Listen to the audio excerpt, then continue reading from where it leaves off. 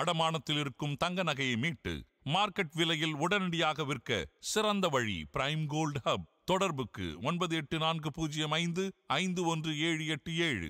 தங்கத்தை மட்டுமல்ல, உங்கள் தன்னம்பிக்கையையும் மீட்டுத் தருகிறோம். No compromise. உங்க சைடுலயும் எங்க சைடுலயும். It's a GT promise. GT Holidays, South India's #1 travel brand. Sir வணக்கம் சார். வணக்கம் சார். சின்னத்திரை மற்றும் வெள்ளித்திரை நகைச்சுவை நடிகர் ரோபோ சங்கர் அவர்களோட மறைவை நீங்கள் கேள்விப்பட்டிருப்பீங்க. அவரோட இறப்புக்கு நிறைய காரணங்கள் சொல்கிறாங்க. அந்த மருத்துவமனையிலேருந்தும் ஒரு அஃபிஷியலான ஒரு ஸ்டேட்மெண்ட் கொடுத்துருக்காங்க. இந்த இறப்பை நீங்கள் எப்படி பார்க்குறீங்க, என்ன நடந்திருக்குன்னு நினைக்கிறீங்க? இல்லை, கண்டிப்பாக முதல்ல வருத்தக்கூடிய ஒரு விஷயம். அதை முதல்ல பதிவு செஞ்சு ஆகணும். அதில் மாற்று கருத்து இல்லை. இன்னும் 46 இயர்ஸ் தான் ஆகுது. ஆனால் அதில் இப்படி ஒரு இறப்புன்றது எல்லாருக்கும் ஒரு பெரிய லாஸ் தான். அதில் மாற்று கருத்து இல்லை. ஆனால் இப்போ இவரோட பாஸ்ட் ஹிஸ்ட்ரி, ப்ரெசென்ட் ஹிஸ்ட்ரி ரெண்டுமே நம்ம பார்க்கணும். பாஸ்ட் ஹிஸ்ட்ரின்னும் போது எப்போயுமே ஒரு டாக்டராக மருத்துவமனையில் பாஸ்ட், அதாவது முன்னாடி என்ன நடந்துகிட்டு இருக்குன்றது ரொம்ப முக்கியம். முன்னாடியே பார்த்திங்கன்னா மஞ்சக்காமாலுக்காக ட்ரீட்மெண்ட் எடுத்துக்கிட்டு இருந்திருக்காரு. அதுலேருந்து ரெக்கவர் ஆகி வந்திருக்காரு. ஸோ மஞ்சக்காமால் அப்படின்னும் போதுனாலே அதோட கண்ட்ரோல் யூனிட் ஈரல் தான். லிவர் ஏதோ டிஸ்ஃபங்க்ஷன் ஆனால் தான் இந்த மஞ்சக்காமால் மோஸ்ட் காமனாக ஜென்ரலாக வரும். இப்போ திருப்பி அந்த நேற்று பார்த்திங்கன்னா திடீர்னு அந்த ஷோ பண்ணிக்கிட்டு இருக்க டைமில் மயங்கி விழுந்திருக்காரு. சில இதில் கொஞ்சம் ரத்தமும் வந்திருக்குன்றாங்க. அப்புறம் அந்த மருத்துவ அறிக்கையிலேயே சொல்லியிருந்தாங்க, அது மாதிரி உடல் குழாய், உணவு குழாய் இது எல்லாத்துலேயுமே ரத்தம் நிறைய வந்திருக்கு அப்படின்ற மாதிரி. இதெல்லாம் வச்சு கிளாசிக்கலாக பார்க்கும்போது கிளேஸ் கிளியர் கட்டாக ஒரு ஃபுல் ப்ளோன் லிவர் ஃபெயிலியர் மாதிரி தான். ஏன்னா லிவர் செயல்பாடு இழக்குதுன்னா அதோட காம்ப்ளிகேஷன்ஸ், அதாவது பின் விளைவுகள் இது எல்லாமே உண்டாக்கும். ஏன்னா லிவருன்றது ரொம்ப நல்ல உறுப்பு. ஒரு ஸ்டார்டிங் ஸ்டேஜில் டேமேஜ் ஆகும்போது அப்போ நீங்கள் ஏதாவது நிறுத்துனீங்கன்னா அதுவே தானாக அதை சரி பண்ணிக்கிறதுக்கான கெப்பாசிட்டி அதுக்கு இருக்குது. ஈரலை நீங்கள் பாதி வெட்டினா கூட அதுவே தானாக ரெப்ளிகேட் ஆகி திருப்பி சைஸை பெருசாக்கிக்கிறதுக்கான கெப்பாசிட்டி அது இருக்குது. ஆனால் நம்ம விடாமல் அதை அடிச்சுக்கிட்டே இருந்தோம் அப்படின்னு பார்த்தீங்கன்னா, இதை விடாமல் அடிச்சுக்கிட்டே இருக்கிற சென்ஸ் இன் எனி ஃபார்ம், ஓகேங்களா, எதர் ஆல்கஹாலாக இருக்கலாம், இல்லை ஒரு சில மாத்திரைகளாக இருக்கலாம். இந்த மாதிரி அதை கரெக்டாக பராமரிக்கலைன்னா ஒரு லெவலுக்கு மேலே லிவர் ஒரு ஸ்டேஜாக தாண்டி ஃபுல் ப்ளோனாக லிவர் சிரோசிஸாக மாறிடும். அதாவது ஈரல் சுருக்க நோயாக மாறிடும். ஸோ ஈரல் சுருக்கத்தை பேர் தான் லிவர் சிரோசிஸ்ன்னு சொல்லிட்டு மெடிக்கலாக நம்ம சொல்கிறோம். அப்படி ஒன்ஸ் லிவர் சிரோசிஸ் ஆகிடுச்சு அப்படின்னா அதனால் காம்பன்சேட் பண்ண முடியாது. அதாவது லிவர்னால் வேலை செய்ய முடியாது. அப்போ லிவர் செயலிழக்குது. அது பேர் தான் லிவர் ஃபெயிலியர் அப்படின்ற மாதிரி. ஈரல் செயல்பாடு இழக்கிறது அப்படின்ற மாதிரி நம்ம சொல்கிறோம். இந்த மாதிரி நடக்கும்போது என்ன ஆகுதுன்னா, அப்போ அந்த ஆள் மெயின்டெனன்ஸ் பண்ணுறது ரொம்ப கஷ்டம்.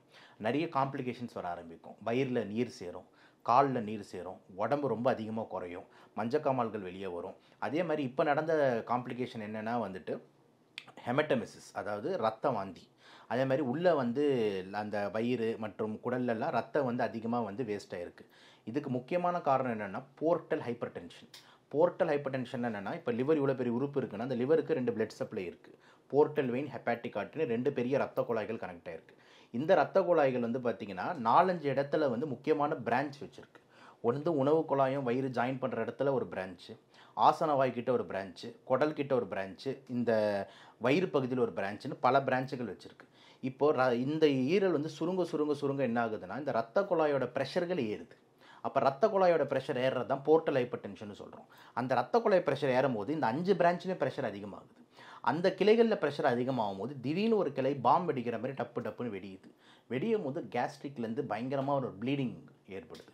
அப்போ ரத்த வாந்தி வரும், நம்ம டாய்லெட் வழியாக ரத்தம் வரும், வயிறு வீங்க ஆரம்பிக்கும், வயிறு வலிக்கும், இது ரொம்ப டேஞ்சராக போகும். இந்த மாதிரி ஒரு காம்ப்ளிகேஷன் தான் நடந்திருக்கு. அப்போ ப்ளீடு நம்மளுக்கு ஆகும்போது என்ன ஆகும்னா நம்மளோட பாடியோட பிளட் ப்ரெஷர் குறைய ஆரம்பிக்கும், ரத்த அழுத்தம் குறைய ஆரம்பிக்கும். அப்போ பிபி குறைஞ்சதுன்னா அதான் ஹைப்போ டென்ஷன் சொல்லுவோம். அப்போ பிபி குறைஞ்சதுன்னா அப்போ கிட்னிக்கு போகிற பிளட் சப்ளை கம்மியாகும். ஏன்னா பிபியே இல்லை. அதே மாதிரி மூளைக்கு போகிற பிளட் சப்ளை கம்மியாகும். எல்லா உறுப்புகளுக்கும் பிளட் சப்ளை கம்மியாகும் போது அந்தந்த உறுப்புகள் செயல்பாடை இழக்குது. அந்த செயல்பாடு இழக்கிறது பேர் தான் நம்ம மல்டிபிள் ஆர்கன் டிஸ்ஃபங்க்ஷன் சிண்ட்ரோம்னு சொல்லுவோம், மோட்ஸ் அப்படின்னு சொல்லுவோம். கிட்டத்தட்ட எல்லா உறுப்பும் செயல்பாடு இழக்குதுன்னா அடுத்த ஸ்டேஜ் என்ன, இறப்பு தானே. அப்போ இந்த மாதிரி ஒரு காம்ப்ளிகேஷன் தான் நடந்திருக்குன்றது நம்ம பார்க்கணும். சார், ஆக்டிவாக இருந்த மனுஷன் ஷூட்டிங் ஸ்பாட்டில் திடீர்னு வந்துருச்சு அப்படின்ற மாதிரி சொல்கிறாங்க. அது எப்படி சார் திடீர்னு அது அவ்வளோ தூரம் அது பண்ணக்கூடிய விஷயமா அப்படின்றதா? ஆமாம், கண்டிப்பாக. இப்போ பார்த்திங்கன்னா ரொம்ப இம்பார்ட்டண்ட்டாக என்ன ஞாபகம் வச்சுக்கணும்னா, இந்த நோய் சரியாயிடுச்சா இல்லைன்னா நோயோட வாழ்ந்துக்கிட்டு இருக்காங்களா, ரெண்டுத்துக்கும் நிறைய வேறுபாடு இருக்குது. நோய் சரியாயிடுச்சுனா தான் நீங்கள் சொல்கிற அந்த ஆச்சரியமான கேள்வி நம்மளுக்கு வரும். நோயோட வாழ்ந்துட்டு இருக்கவங்களுக்கு ஆச்சரியமான கேள்வி கிடையாது. நான் சொல்கிறது புரியுதா? ஈரல் சரியாயிடுச்சு அப்படின்னா அது ஸ்டார்டிங் ஸ்டேஜ்னு அர்த்தம். அதை தான் சரி பண்ணிக்கும். ஆனால் ஃபுல் ப்ளோன் சிரோசிஸ், ஈரல் ஆல்ரெடி ஃபுல்லாக சுருங்கிடுச்சு அப்படின்னா அப்போ அந்த நோயோட வாழ்ந்துக்கிட்டு இருக்க தான் நம்ம கற்றுக்கிட்டு இவங்க ஓட்டிக்கிட்டு இருக்காங்க. அந்த மாதிரி டைம் அப்போது எனி காம்ப்ளிகேஷன் எனி டைம் வரலாம். இப்போ ஹார்ட்டு எனக்கு ஆல்ரெடி ரொம்ப வீக்காக இருக்குது, ஒரு 20% தான் துடிக்குது, அதிலே நான் போகிறேன் வரேன்னும் போது திடீர்னு இன்னொரு அட்டாக் வந்து இவங்க இறந்துட்டாங்கன்றதுல எந்த ஆச்சரியமும் நம்மளுக்கு வராது. அதே மாதிரி ஈரல் வந்து ஃபுல் ப்ளோனாக வந்து உங்களுக்கு ஃபெயிலியரில் இருக்குன்னா எனி டைம் நம்ம காம்ப்ளிகேஷனை எதிர்கொள்ளலாம். ஸோ கரெக்டாக வந்து அவரோட லாஸ்ட்டு லிவர் சிரோசிஸ் வந்து இருந்திருக்கு, ஃபுல் ப்ளோனாக இருந்திருக்கு அப்படின்னா தான் இந்த மாதிரி ஒரு காம்ப்ளிகேஷன் வரும். ஃபார் சப்போஸ் ஒரு லிவரே டோட்டலாக நார்மலாக இருந்தது அப்படின்னா இந்த மாதிரி ஒரு விஷயம் நடந்திருக்க வாய்ப்பே கிடையாது. ஓகே, அப்போ அவங்களுக்கு தெரிஞ்சிருக்கும் இது அப்படிதான் இருக்குது, இந்த கண்டிஷனில் தான் இருக்குது அப்படின்னு. கண்டிப்பாக தெரிஞ்சிருக்கும். போன வாரம் சிரிச்சா போச்சுல பார்த்தோம்ப்பா, நாங்கள் அந்த நிகழ்ச்சியில் பார்க்கும்போது சிரிச்சுக்கிட்டு இருந்தாருப்பா, அவரு ஈக்குவலாக கவுண்டர் கொடுத்தாருப்பா, நடக்கிறாரு, ஆக்டிவாக இருக்கு அப்படின்னு பார்த்த மக்களுக்கு என்ன அதிர்ச்சினா இது இது குடிதானா அப்படின்னு ஒரு முக்கியமான ஒரு பாயிண்ட்டை முன் வச்சுக்கிறாங்க. ஆனால் இது இவ்வளோ தூரம் ஒரு பாதிப்பை ஏற்படுத்துமா சார்? அது ரொம்ப டேஞ்சர் சார். இப்போ லிவர் வந்து பாதிக்கப்படுது அப்படின்னும் போது லிஸ்ட்டில் முதல்ல இருக்கிறது ஆல்கஹால் சார். அதில் எந்த மாற்று கருத்தும் கிடையாது. இல்லைனா சும்மா ஏன் சார் ஆல்கஹாலை குடிக்காதீங்கன்னு சொல்லிட்டு நம்ம ஏன் எல்லா இடத்துல ஒரு படத்துலையோ காட்சிலையோ எல்லா இடத்துலையும் ஏன் சொல்கிறோன்னா லிவரை வந்து மெயின் டார்கெட் பண்ணுறது ஆல்கஹால் ஃபஸ்ட்டு. ஏன்னா அது லிவரில் தான் போய் மெட்டபலைஸ் ஆகுது, செரிமானப்படுது.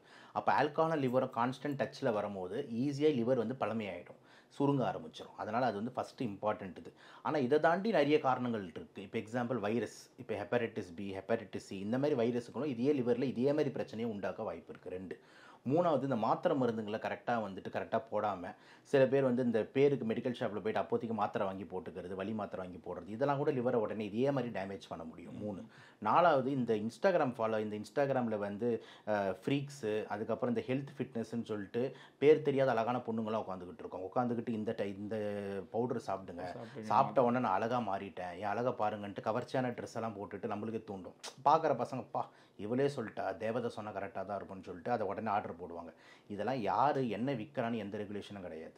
அப்போது ஒரு 6 மாதத்துக்கு அப்புறம் பார்த்தீங்கன்னா அந்த பொண்ணும் காணாமல் போயிடும், அந்த ப்ராடக்ட்டும் காணாமல் போயிடும்.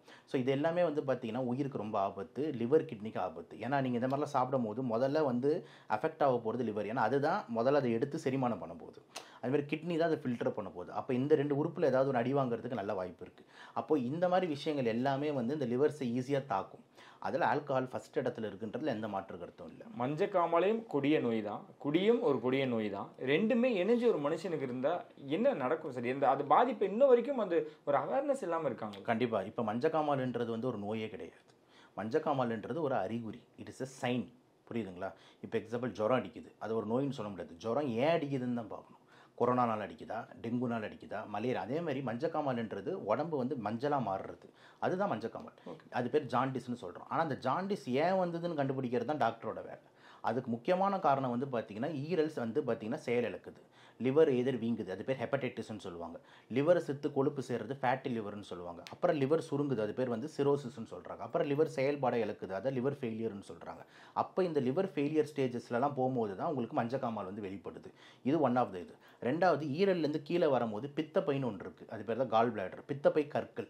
இந்த கற்கள் போயிட்டு லிவரில் போய் மாட்டிக்கிச்சு, இல்லை அந்த டியூப்பில் போய் மாட்டிச்சுன்னா கூட உங்களுக்கு மஞ்சக்காமல் வரும். இல்லைனா கணையத்தில் வீக்கமான கூட மஞ்சக்காமல் வரும். கணையம் போயிட்டு இந்த லிவர் அழுத்தினா கூட மஞ்சக்காமல் வரும். இது எல்லாமே அப்ஸ்ட்ரக்டிவ் ஜாண்டிஸ்ன்னு சொல்லுவாங்க. இந்த மாதிரி மஞ்சக்காமலுக்கு பல்வேறு காரணங்கள் உண்டு. ஒரு மலேரியா வந்து லிவரில் வீக்கம் வந்தால் கூட மஞ்சக்காமல் வரும். ஸோ மஞ்சக்காமல்ன்றது ஒரு சைன்னு சொல்கிறேன். அது வந்து ஒரு நோய் கிடையாது. மஞ்சக்காமல்னு ஒருத்தர் வந்ததுன்னா ஏன் வந்ததுன்னு கண்டுபிடிக்கணும். அதை கண்டுபிடிச்சிட்டு அதுக்கான ட்ரீட்மெண்ட்டுக்கு உடனே இறங்கணும். அதில் இந்த கேஸ் பொறுத்த வரைக்கும் பார்த்தீங்கன்னா சாதாரண ஒரு சுப்பனோ ப்ராப்ளம் இல்லாமல் ஒரு பெரிய ப்ராப்ளம். அதாவது என்னென்னா ஈரலே செயல்பாட்டை இழந்திருக்கு, ஃபங்க்ஷனல் யூனிட்டே காலி, அதுவே வந்து சுருங்க ஆரம்பிச்சிருக்கு. அதனால் வந்துட்டு ஏற்பட்ட ஒரு பக்க விளைவு தான் இந்த ஒரு இன்சிடெண்ட்டுக்கு மெயின் காரணம். மக்கள்கிட்ட நீங்கள் சொல்கிற மாதிரி அவேர்னஸ் ரொம்ப கம்மியாக இருக்குது. ஏன்னா நிறைய பேர் குடிக்கும் போது நல்லா ஜாலியாக குடிக்கிறாங்க, அந்த டைமில் எதுவும் ஆகாது.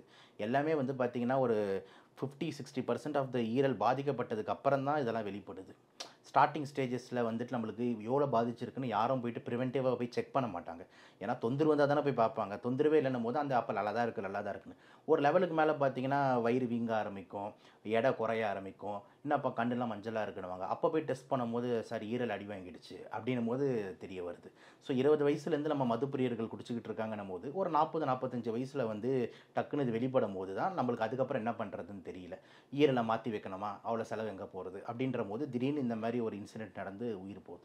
மஞ்சக்காமல் அவருக்கு ஏற்படுது, அதுலேருந்து க்யூர் ஆகிட்டாங்க அப்படின்னு ஒரு தகவல் வருது. நல்ல தடிமனாக இருந்த ரோபோசங்கர் அவர்கள் ரொம்ப லீனாக வராரு. அதுக்கப்புறம் நிறைய இடங்களுக்கு போயிட்டு இருக்காரு. மீண்டும் அந்த உடல் எடை கூடுது. அப்பயும் எல்லாருக்கும் கேள்விகள் அதிகரிக்குது. அவர் நடையிலையும் கொஞ்சம் மாற்றங்கள் தெரியுது. இந்த உடலை குறைக்கிறதும் ஒன் ஆஃப் த ரீசனாக இருக்குமா?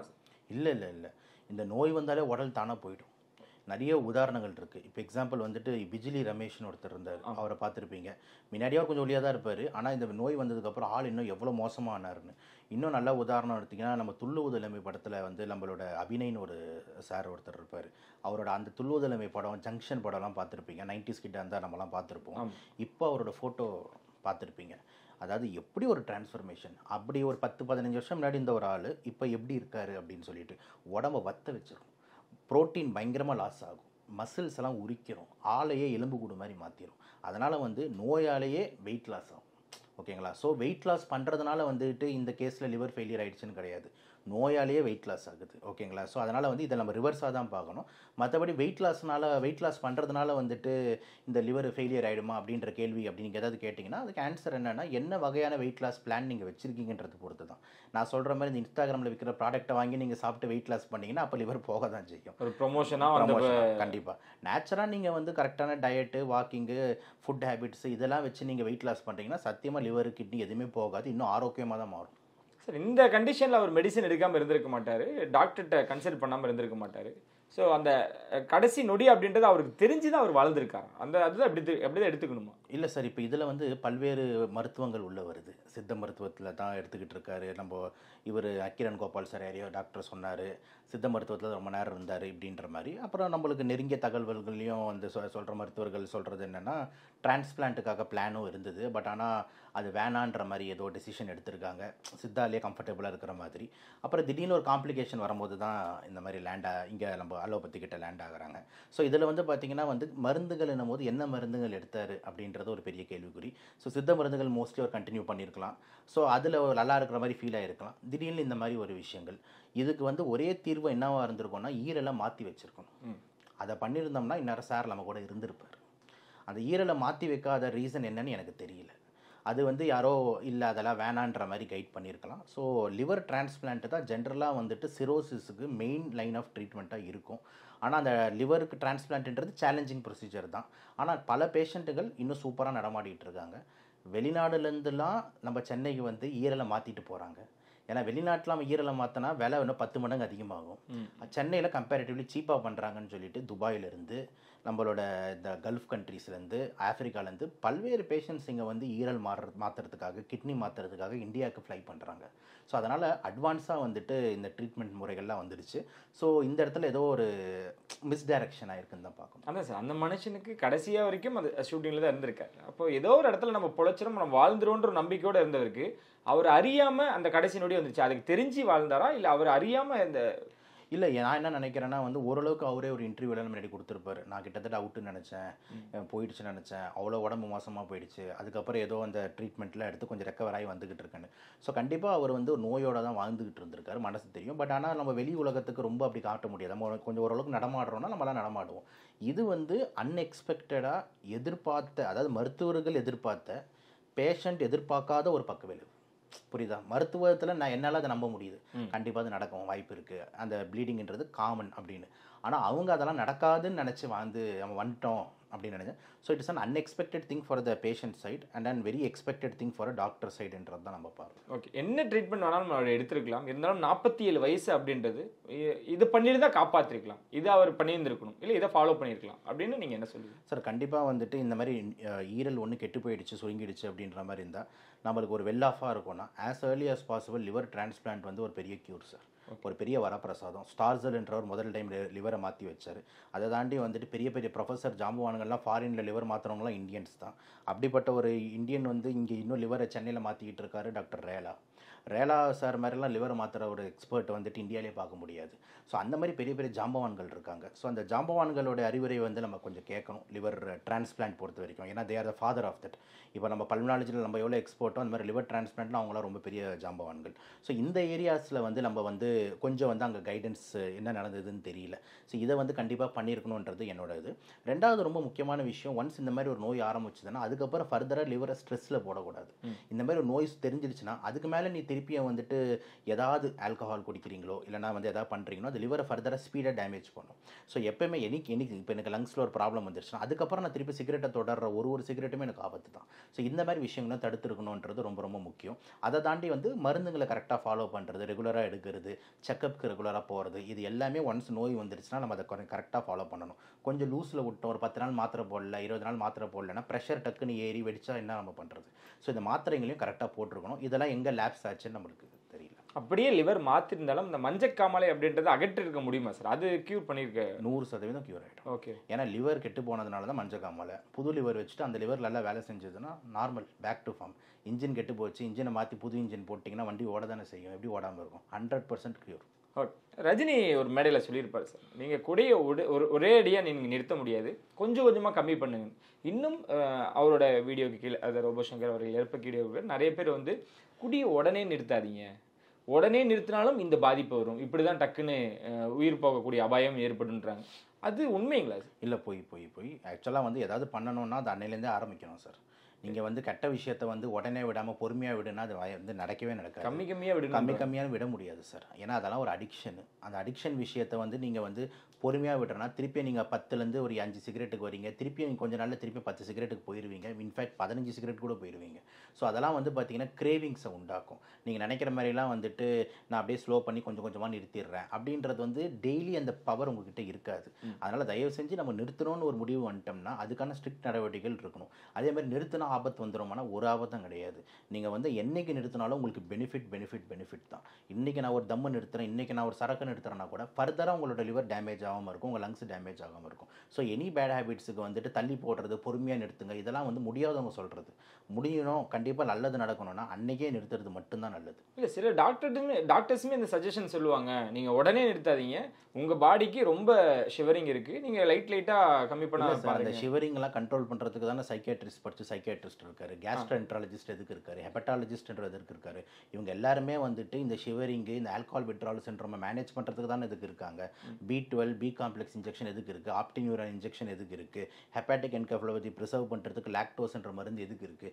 இவ்வளோ மருந்துங்கள்லாம் இந்த மாதிரி காம்ப்ளிகேஷன்ஸை தடுக்கிறதுக்கு தானே இருக்காங்க. ரீஹேப் முகாம்கள் எதுக்கு இருக்குது, முகாம்கள்லாம் இந்த மாதிரி பேஷண்ட்ஸை வெளியே கொண்டு வரதுக்கு தானே வச்சுருக்காங்க.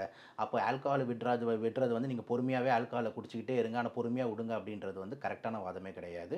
கண்டிப்பாக நிறுத்தணும்னா உடனே கரெக்டாக நம்ம ஸ்ட்ரிக்ட் நடவடிக்கை எடுத்து நிறுத்துறதுல எந்த தப்புமே கிடையாது. ஓகே. இந்த கூலி படத்துலையும் ஒரு பீடி குடிக்கிற காட்சி ஒன்று வரும், ஜெயிலர் படத்துலையும் சுருட்டு குடிக்கிற காட்சி வரும். சார், ஒரு மருத்துவராக வந்து பார்த்திங்கன்னா படங்கள் காட்சிகள் அவங்க வந்து ஒரு வியாபாரம், ஒரு மாஸ் சீனுக்காக பண்ணுறாங்க. பட் ஆனால் வந்து நம்ம யங்ஸ்டர்ஸ் யாரும் இன்ஃப்ளூயன்ஸ் ஆக வேண்டான்றது தான் நம்ம பார்வையாக இருக்குது. ஏன்னா வந்து நம்ம இன்ஃப்ளூயன்ஸ் வந்து அதுலேருந்து நம்ம ஆகும்போது வந்து நம்மளோட உயிருக்கு தான் ஆபத்து சார். அவங்க மேபி படம் காட்சிக்கு நடிச்சுட்டு அப்புறம் பிடிக்காம கூட போகலாம். அவங்க பிடிச்சுனே இருந்தால் என்ன, பிடிச்சா நம்மளுக்கு என்ன சார், நம்மளுக்கு ஆபத்து வருது இல்லை. இப்போ எக்ஸாம்பிள் ரோபோ சங்கர் சார் நம்மளுக்கு டேக் ஹோம் மெசேஜ் வந்து என்ன அப்படின்ற மாதிரி இருந்ததுன்னா நம்மளை கேர்ஃபுல்லாக பார்த்துக்கணும்.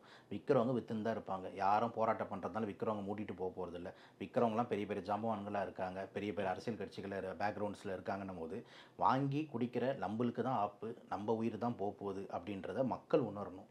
மக்கள் உணர்ந்து அவங்க கம்முன்னு வந்து வாங்குறத விட்டாங்கனாலே தானாக வந்து விற்க மாட்டாங்க சார்.